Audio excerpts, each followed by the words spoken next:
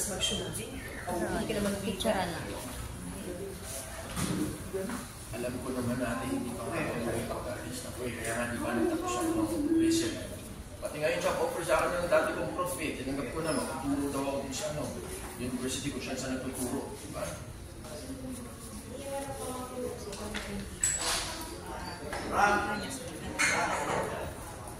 Laarat man si Jojo, parang ba? Hindi na kung may kilala ka pag-alam kay Yayan Chico. Baka ate, dalawang po mo na sinasabi hanggang ngayon nung wala. Ryan, hindi naman kasi ganun kadaling maghanap ng yayo o katulong eh.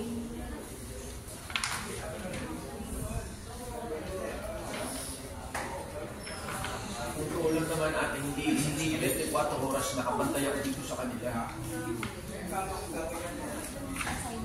Gusto ko rin naman magpapamilya. May mga pangarap din ako para sa sarili. Quiet ka na ba? Quiet po, quiet. Kung wala ka,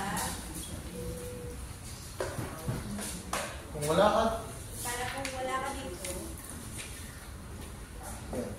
team.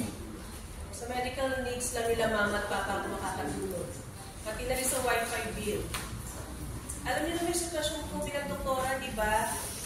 May pamilya din akong tinututukan.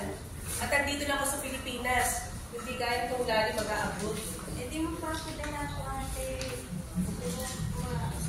Magpapadala ako ng tulong para sa mga pangangailangan ng mga mama. Leng, so ako, dahil ako yung bunso, ako na lang yung maiwan dito. Ako na lang talaga yung magbabantay ng mama at papa. Bunso at wala pang pamilya. Dahil ako yung bunso, ako walang pamilya, ako na lang talaga maiwan dito. Ako magbabantay sa kanila. Oh, parang walang kapansanan yung mga magulang natin. Parang walang Alzheimer si mama. Ikaw po ulit yun, sir. Lalo na ba yung binibigay na dyan sa akin?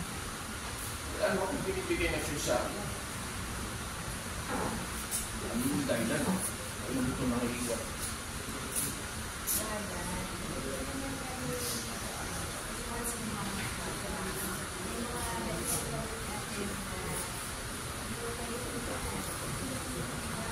Ben, Jugay, wala kang sinasabi para kilala.